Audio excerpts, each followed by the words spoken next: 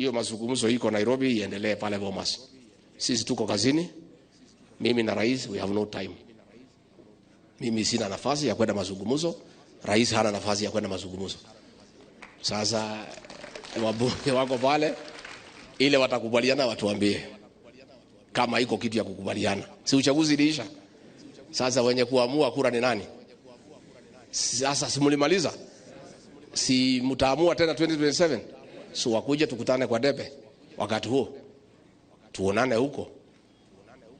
Again, mambo ya handshake, nusu mkate, hiyo ni mambo ambayo hayawezekani. Hiyo ni ndoto ya mchana. It's not possible. Sababu hawa watu wamezoea vibaya.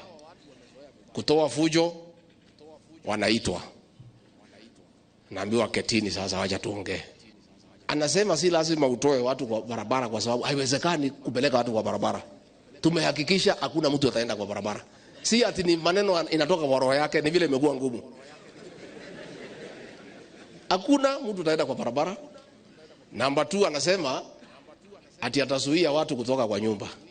Hii Kenya hii ya William Ruto hii ati uzuie mtu kutoka kwa nyumba yake. Tumeanza upya. Tumengangana na dalili ya uchumi kuboreka imeanza kuonekana. Why? For the first time in the last 7 years, by the closure of the financial year June 30th, hawa magavana tumewapatia pesa yao yote. They have no reason not to work for the people of Nandi and elsewhere.